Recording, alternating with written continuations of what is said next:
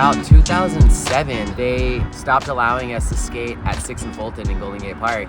I remember being really mad about it and wanting to talk to the general manager. He saw my passion and he's like, hey, what about you guys skate at Waller Street? We just closed it. That could be your new skate spot. I was surprised. Yeah, what do we gotta do? From then on, we had plans to build a skate park, but we realized more of a temporary, flexible space was better suited for the neighborhood. The space was not being used as it was intended for, and so skateboarders found a better purpose for it by congregating here.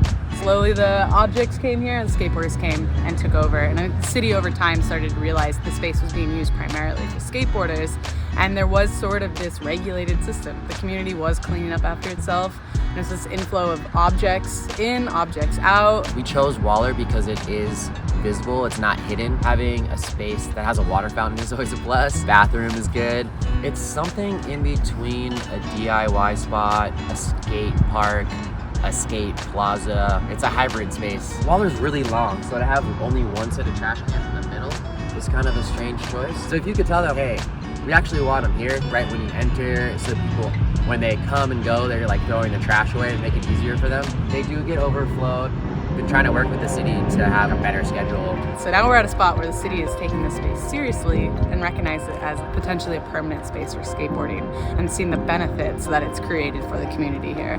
These places are so incredible because they're a breeding ground for community. Meet here with your friends, bring food and snacks, and you just skate objects at a time, and it creates more of what we call a session. If you can get access to a city yard and see what they have and talk to the right person, you can technically build a little DIY skate park like Waller anywhere, in any city, in any neighborhood.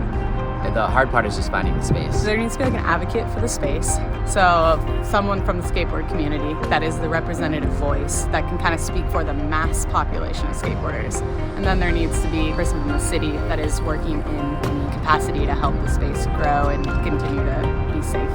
Have cities see why this is so beneficial for not much money, and that this spot could change the relationship of how we see accessible skate park. This would be like, I think, the conversation that needs to happen for the future of skateboarding and cities. We decided that we're going to spend a lot of the money just on brand new asphalt so that we can build more things in the future. And so this is the highway barrier. This is kind of the backside of Waller. We've had some talented people come and pour transition on it. We have our classic brown marble ledges. Super clean cut, beautiful, sharp edged marble. When we first got them, it was a little intimidating because they're a little bit taller. Similar to a skate park, backyard quarter pipe, which is a cool integration of a skate park feature. Skateboards are really amazing at getting every last bit of something, but this is one of those objects that I think speaks volumes to it being completely unskateable. If that advocate was here, they could figure out what would be needed to repair the object and keep it going and just maintain it. Fort Miley replica bank. Concrete and fiberglass, so it's super strong. This is something we want to save. This one could be up for debate.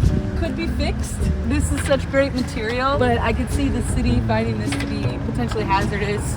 This is an amazing board curb that Jack Gibbon, who actually skates for Blood Wizard, he's been an amazing contributor to Waller throughout the years. Cinder blocks, marble slab on top. It's heavy enough where no one's gonna walk away with it. This is a cool piece that someone brought recently. More of an art piece than anything. Some well-known skateboarder must have made it. See it in like an art gallery or something. An example of a ramp that someone's brought that's pretty good condition. My favorite thing about Waller is coming here and skating something new every time. It's one of those like destinations. People want to come check it out. You get people from all over the world that come and hang out. I mean, you're in Golden Gate Park. Some advice I'd give to like a beginner coming to a spot or someone who's not as familiar with the skate park or a skate space like this. It's like when you're traveling and you need directions, or you're waiting for the bus and you think that's the bus stop, but you don't know and there's someone there. You just go and ask them. That question becomes easier each time you ask, and you'll be surprised often how people will meet you with great information that's helpful. Try to apply that here and just assert yourself. I think the most critical aspect of a successful DIY skate spot is having some sort of point of contact, having the communication with the city, letting them know that we are maintaining the space and don't throw these elements away because they're going to be repaired and we're going to take care of them. Somebody's got to be responsible, basically. That's kind of the hard part. Shout out to Justin Marks, who currently acts as one of the main advocates of this space, Jim Thibault and Deluxe for getting behind this space, and the city for being open-minded to making this an official permitted skate spot. This is hopefully the beginning of many more of these spots to pop up all around the United States. About 15, 20 years ago, skating in the streets as kids, the cops would try to pull you over and give you tickets. I'm in the street. I'm not even on the sidewalk. And there's a lot more harassment. So it's beautiful what we have here now. When we skate now, the cops are way cooler, way more accepting. Whereas like, they might take your board back in the day.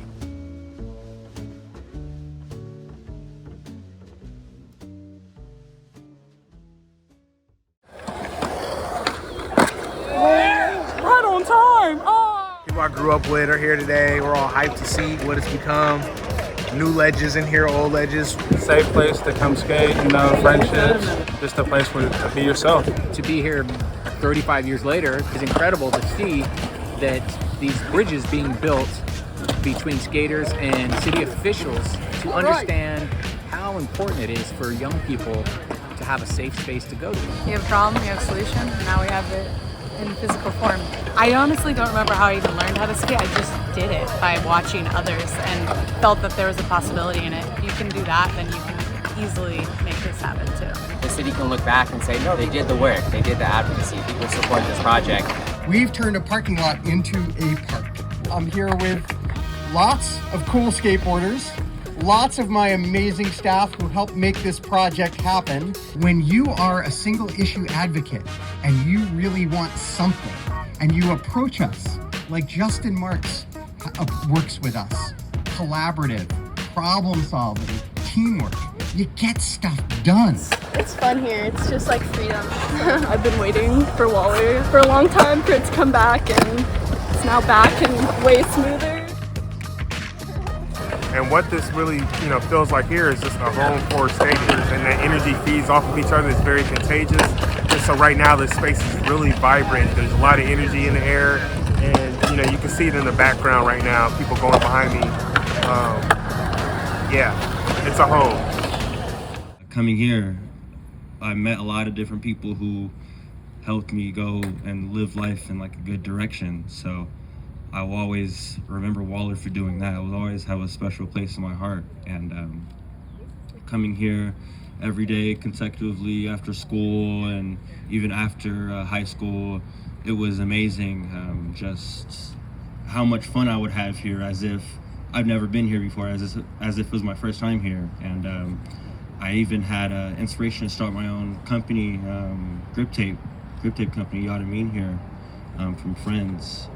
And one thing too that Waller stands out to me for a lot is when I had my accident with losing my vision.